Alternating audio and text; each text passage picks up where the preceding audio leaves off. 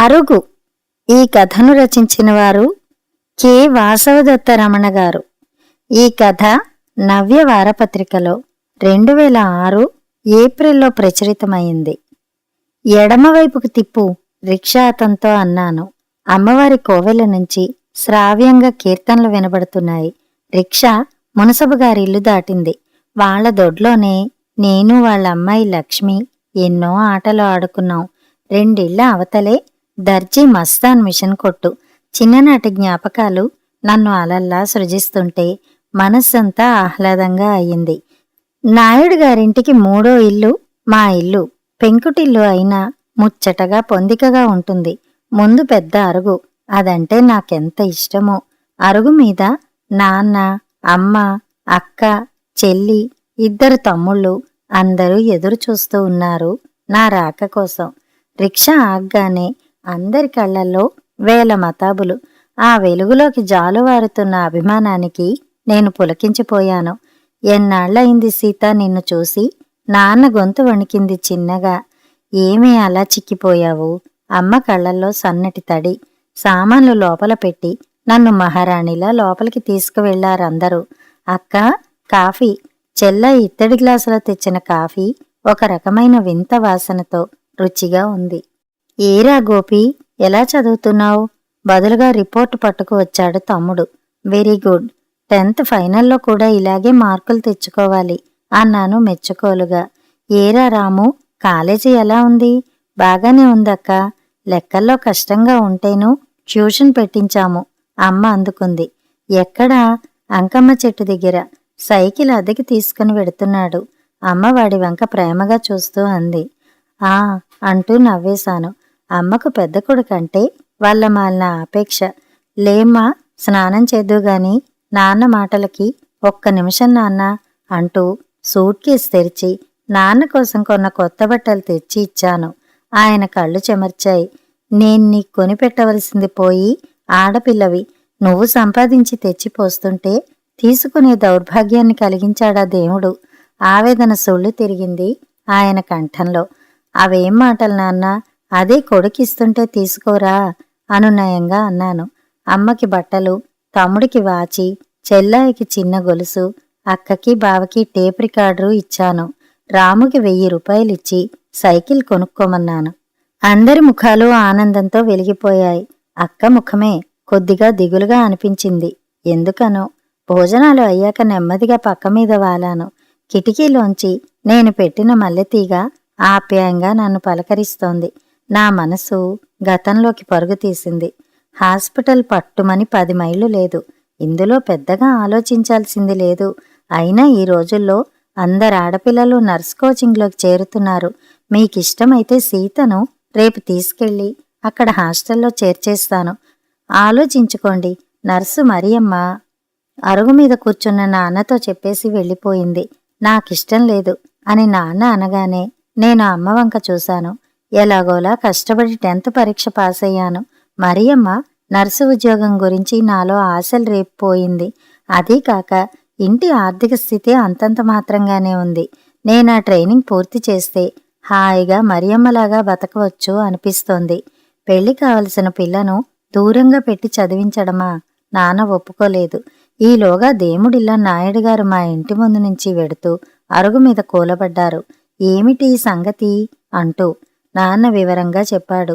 మనూళ్ళో ఆడాళ్లు చదువుకోవడం తక్కువే కాని పట్నాల్లో అందరూ చదువుకున్నారయ్యా. అయినా నీ పరిస్థితి ఏం బావుంది చెప్పు. ముందు పెద్దదానికే ముడి పెట్టడానికి వెనకాడుతున్నావు. నిండా 17 ఏళ్ళు లేవు సీతకి. అప్పుడే ఏం తొందరొచ్చింది దానికి చేయడానికి? పంపేసేయ్ అని సలహా ఇచ్చి చక్కా పోయాడు. వాడి కూతుర్నైతే పంపుతాడా? నాన్న కస్సుమన్నాడు. అమ్మ గడపకివతల ఒత్తులు చేసుకుంటూ కూర్చుని ఉంది. అమ్మా, నీ వెడతానే చిన్నగా అన్నాను. నా కేసి చూసి దీర్ఘంగా నిట్టొచ్చి పోనిండి, అది సరదా పడుతోంది. చదువుకోగానే 3 ముళ్ళు వేసేద్దాం.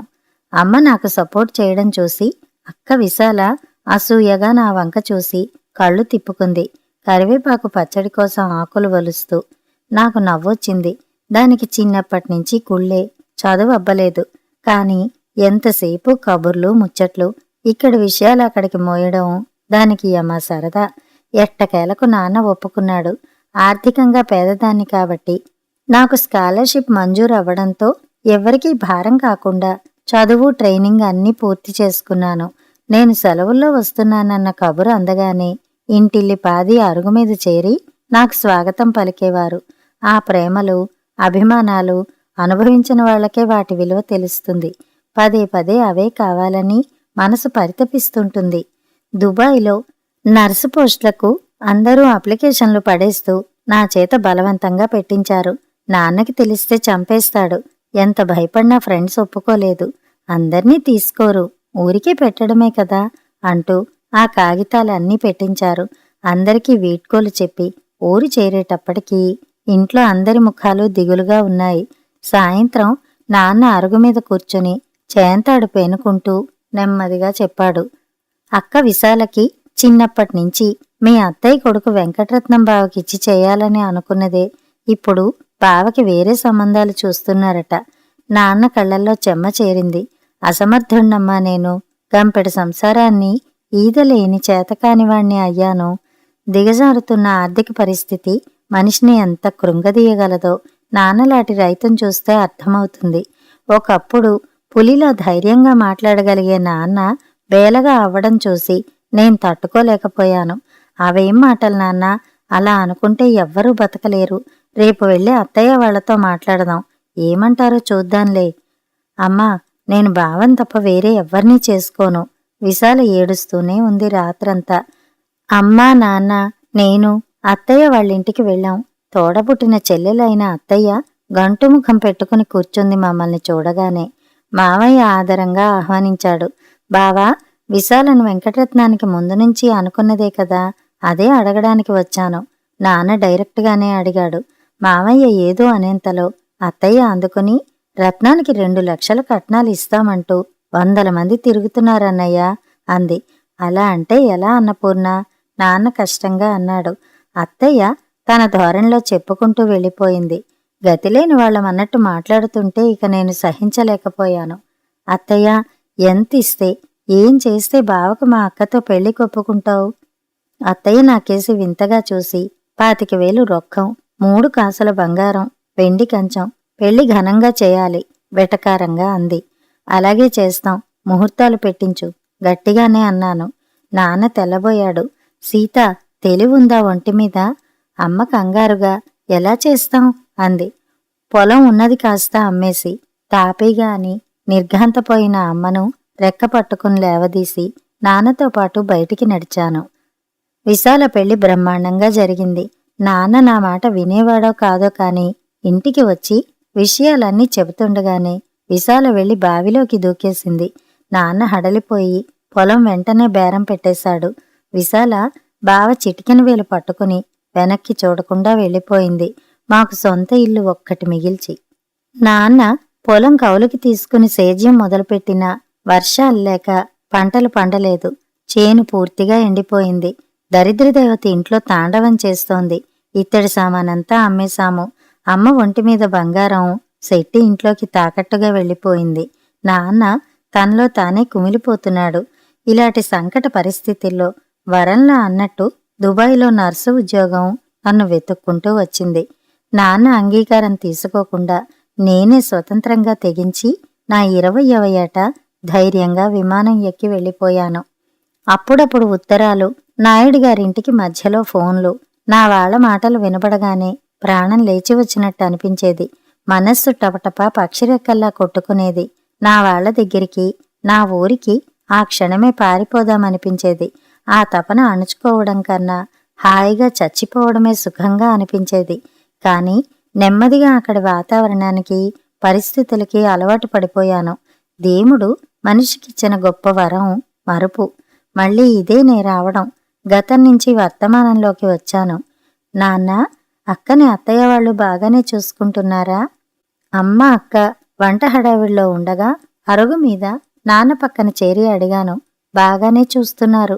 అక్క ముఖం దిగులుగా ఉంటేనూ 10 ఏళ్లయింది. దానికి పిల్లలు లేరని అందరికీ చిన్నచూపు. చివరికి 2వ పెళ్లి చేస్తారని దానికి భయం పట్టుకుంది. ఛ, రత్నంబావ అలాంటివాడా? కాదు, కాని అత్తయ్య ఊరుకుంటుందా? రోజూ దెప్పుతూనే ఉంటుంది. అక్కని పట్నం తీసుకెళ్లి అన్ని పరీక్షలు చేయించాను. బావని అత్తయ్య వాళ్ళకి తెలియకుండా ఒప్పించి అతనికి అన్ని పరీక్షలు చేయించి మందులు రాయించి తీసుకువచ్చాను. అప్పటికి దాని ముఖంలో కొద్దిగా ధైర్యం వచ్చింది. బావకు తెచ్చిన బట్టలు, బంగారు గాజులు అన్నీ తీసుకుని సంబరంగా వెళ్ళిపోయింది వాళ్ళ ఊరికి. మళ్ళీ 10 రోజులకి దుబాయ్ ప్రయాణం. సెలవులు అయ్యి ఆ ఇంటిని, నా వాళ్లను వదల్లేక బయలుదేరాను. కాని ఆశ్చర్యంగా ఈసారి ఏడుపులు పెడబొబ్బలు లేవు. అందరూ సంతోషంగా సాగనంపారు. అరుగు మీద వరసగా చేరి ఒక్క నాన్న ముఖంలో విషాద ఛాయలు ముసిరి ఉన్నాయి. అమ్మ కళ్లల్లో పెళ్లి కావలసిన పిల్ల అన్న దిగులు. రిక్షా మలుపు తిరిగే వరకు అందరూ అరుగు మీద నుంచి చేతులు ఊపుతూనే ఉన్నారు. Sita, phone for you Yasin చెప్పి వెళ్ళింది. గబుక్కున డ్యూటీ రూంలోకి పరిగెత్తాను. నాన్నా, కంగారుగా అన్నాను. కంగారేం లేదమ్మా, అందరం బాగానే ఉన్నాము. అప్పటికి కాని నాలో వణుకు తగ్గలేదు. ఎందుకంటే ఎప్పుడూ నేనే ఫోన్ చేస్తాను నాయుడు గారింటికి. అలాంటిది నాన్న చేశారేంటి? ఏమిటి నాన్న విషయం? రాము ఆగాడు నాన్న. ఏం నాన్న, కొత్తగా చేరిన ఉద్యోగం బాగాలేదా? మానేయమను, మంచిది వెతుక్కోవచ్చు. అది కాదు సీత, వాడి కాలేజీలో లలిత అనే అమ్మాయి క్లాస్మేటు.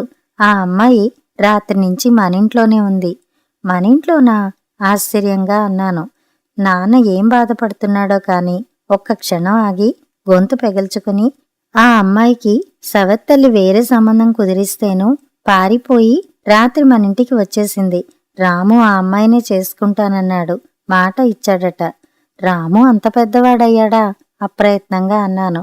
నాన్న ఏం మాట్లాడలేదు. అయినా ఏం చెబుతాడు? కూతురు సంపాదన మీద బతుకుతూ కొడుకు రెక్కలు రాగానే తన స్వార్థం చూసుకున్నాడని చెప్పగలడా? సరే అయితే ఏం చేద్దాం నాన్న? అదేనమ్మా, నువ్వేం చెయ్యమంటావో అడుగుదామనే. రాము అడగమన్నాడా? మీరే అడుగుతున్నారా? నా ప్రశ్న ఆయన్ని ఉక్కిరిబిక్కిరి చేసిందని నాకు తెలుసు. అయినా కొన్ని చేదు నిజాలు చెవులతో వినాలి, మనసారా అనుభవించాలి. దానికి సిద్ధపడే అడిగాను. ఏదైనా ఒక్కటే కదా, నాన్న గొణిగాడు. నా పెదాలపై పేలవమైన చిరునవ్వు వెలిసింది. నాన్న, పరాయి పిల్లని ఇంట్లో ఎన్నాళ్ల నాటి పెట్టుకుంటాం? మంచి ముహూర్తం చూసి పెళ్లి చెయ్యండి, నిబ్బరంగా అనేసి ఫోన్ పెట్టేశాను. ఆమన్నాడు. ఆ తర్వాత ఎన్నో రోజులు రాము కోసం ఎదురుచూశాను. ఉత్తరం వస్తుందన్న చిన్న ఆశతో 1000 కళ్లతో ఎదురుచూశాను. కాని రాలేదు. కోపంతో, అవమానంతో ఉడికిపోయాను. నేనెవరికోసం ఇలా బతుకుతున్నాను? నా కోరికల్లేవా? అన్నీ అణుచుకుని రాయిలా ఉన్నాను. ఎవరికోసం? ఇలా అందరూ తలోదారి చూసుకుంటే చివరికి నేను? నా ప్రశ్నే భయంకరంగా తోచింది. డబ్బు పంపుతూనే ఉన్నాను. మధ్యలో 2-3 సార్లు నాన్న నా పెళ్లి ప్రస్తావన తెచ్చాడు. 30 దాటుతున్నాయి అని అమ్మ రోజూ గోల పెడుతోందంటూ. నాకు జీవితం అంటే విసుగు పుడుతోంది. వయసు, సుఖం కన్నా తోడు కావాలని పరితపిస్తోంది. బయలుదేరి ఇండియా వెళ్లాను. రిక్షా వీధి మలుపు తిరుగుతుంటే అదో ఆనందం, ఎంతో తృప్తి. అరుగు మీద ఇంటిల్లిపాది స్వాగతం పలికారు. ఇల్లంతా పాతబడిపోయింది. అరుగంతా పెచ్చుల్లేచి వికారంగా ఉంది. లలిత బాగానే పలకరించింది. ఇల్లంతా తనే అజమాయిషీ చేస్తోంది. అమ్మ పూజలు, కీర్తనలు, ఆధ్యాత్మికంలో పడిపోయింది. పెంకులు మారిస్తే పోతుంది చాలు అంటున్న నాన్న మాటలకి రాము అడ్డొచ్చాడు. అక్కా, డాబా వేసుకుందాం. ఎందుకురా? నాన్న తీసుకున్నాడు. నా అందమైన అపురూపమైన బాల్యం గడిచింది ఈ ఇంటిలోనే.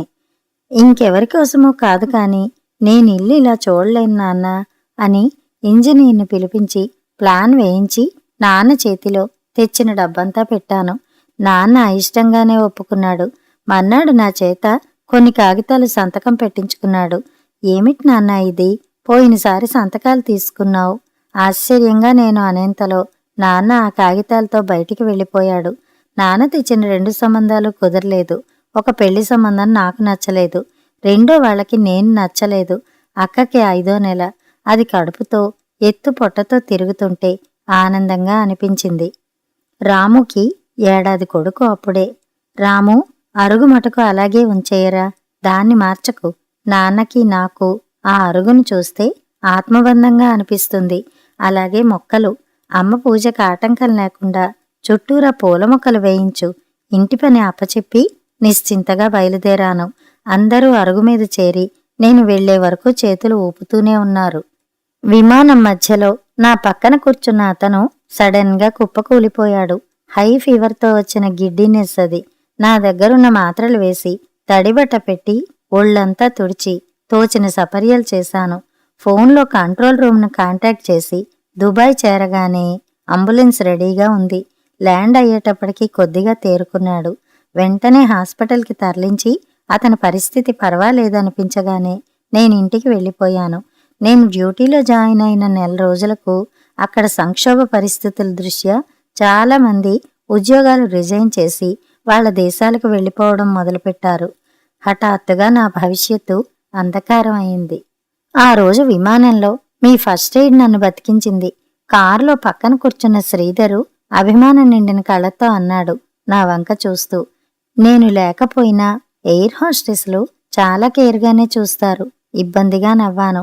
అతనితో పరిచయం అయ్యి 3 నెలలు కావస్తోంది. దుబాయ్కి వ్యాపార నిమిత్తం వచ్చాడు. రేపు వెళ్ళిపోతున్నాడు. వెళ్లే ముందు చిన్న పార్టీ అంటూ బలవంతం చేసి హోటల్కి తీసుకువచ్చాడు. ఆర్డర్ ఇచ్చాక రిలాక్సింగ్గా వెనక్కి వాలి, సీత, మీ గురించి మీరు కొంత చెప్పారు. నేను కొంత అర్థం చేసుకున్నాను. నా గురించి చెబుతాను వినండి. నేను ఆ అమ్మాయిని మనసారా ప్రేమించాను. ఆ అమ్మాయి నా ప్రేమను కాదని వేరే అతన్ని చేసుకుంది. అది భరించలేక నేను బిజినెస్ వ్యాపకంలో మునిగిపోయాను. పెళ్ళంటేనే విరక్తి కలిగింది. కానీ ఈ మధ్య పెళ్ళంటే తోడు నీడ అని తెలుస్తోంది. నా మనసులో భావాల్ని అర్థం చేసుకునే మరో మనస్సు కోసం వెంపర్లాట మొదలయింది. ఒంటరితనం అంటే విసుగొస్తోందనిపిస్తోంది. అది మిమ్మల్ని చూశాక నా అభిప్రాయం ఇంకా బలపడింది. ఉలిక్కి పడ్డాను నేను. అతను నా కేసి తదేకంగా చూసి, మనమేమీ టీనేజర్లం కాదు. నాకు 37 ఏళ్ళు. మీకిష్టమైతే మిమ్మల్ని పెళ్లి చేసుకుందామనుకుంటున్నాను. అతని చెంపలపై సన్నగా నెరిసిన వెంట్రుకలు డిమ్ లైట్లో వెండి తీగల్లా మెరుస్తున్నాయి. అలసిన అతని కళ్ళు నా నిర్ణయం కోసం ఆసక్తిగా ఎదురుచూస్తున్నాయి. అనుకోని అదృష్టం ఇది. ఎండిపోయిన భూమి చిగురిస్తున్న అనుభూతి. అమ్మా నాన్నను సంప్రదించాలి చిన్నగా అన్నాను. వెంటనే నవ్వేస్తూ, అలాగే, రేపే మన ప్రయాణం. దుబాయ్ని శాశ్వతంగా వదిలేసి అన్నాడు హుషారుగా. రిక్షా మలుపు తిరుగుతోంది. ఒక రకమైన ఉద్విగ్నతలో ఉన్నాను. బయలుదేరే ముందు నాన్నకు ఫోన్ చేసి శ్రీధర్ విషయం, ఉద్యోగం ప్రాబ్లం చూచాయిగా చెప్పాను. అందరూ ఎలా రిసీవ్ చేసుకుంటారో నన్ను. నేను వస్తానని తెలిసి ఎవ్వరూ బయటికి రాలేదు. అసలు అరుగే లేదు. అంతా గదిలే, అంతా గచ్చే. ఎవ్వరి ముఖాల్లో స్వాగత చిరునవ్వుల్లేవు. మనస్సంతా నలిబిలి అయింది. అదేమిటక్క, బంగారం లాంటి ఉద్యోగం వదిలేశావా? రాము మొదటి ప్రశ్న.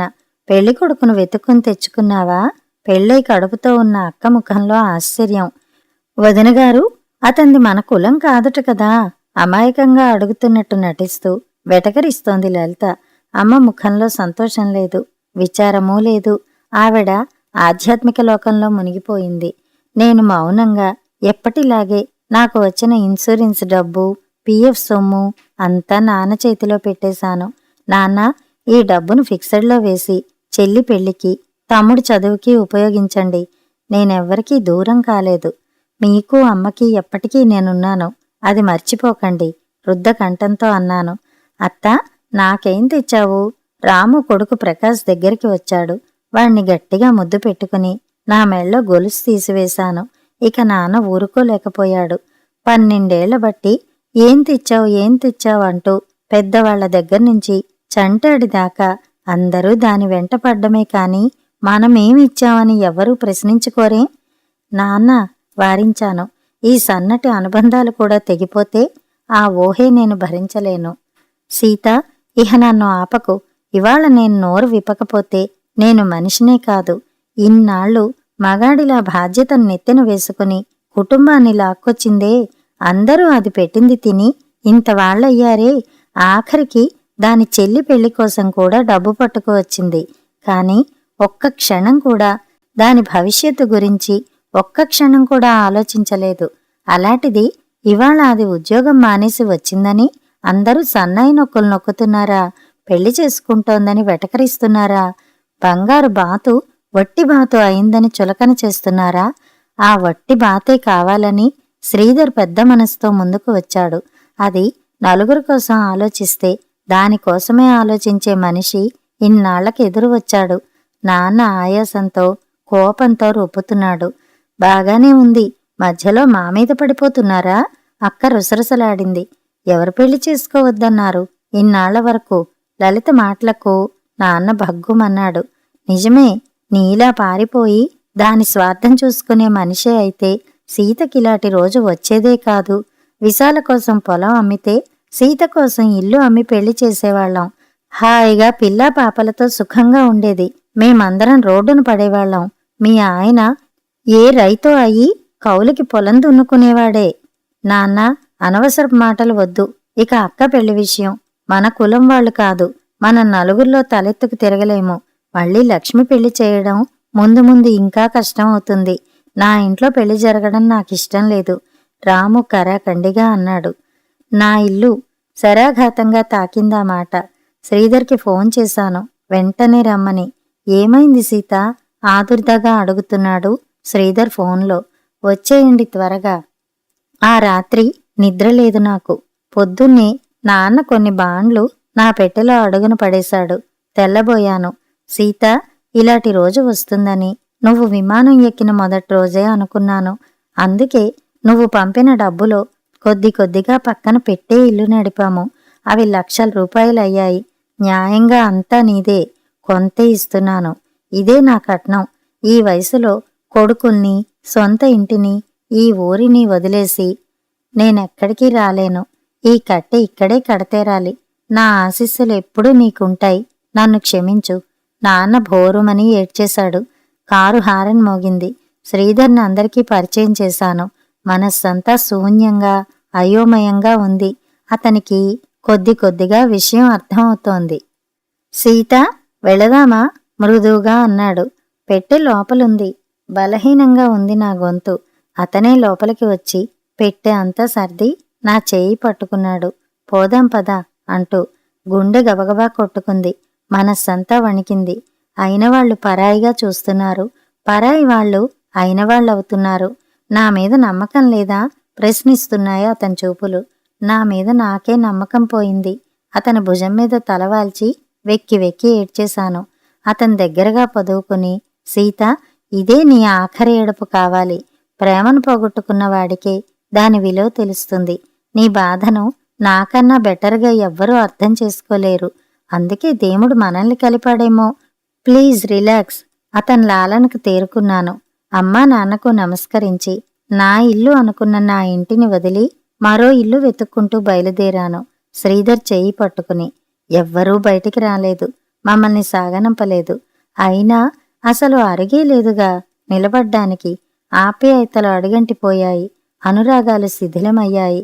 అభిమానాలు ఆవిరయ్యాయి. కారు మలుపు తిరుగుతుంటే మసక్ కళ్లతో ఆఖరిసారి ఇంటివంక చూశాను.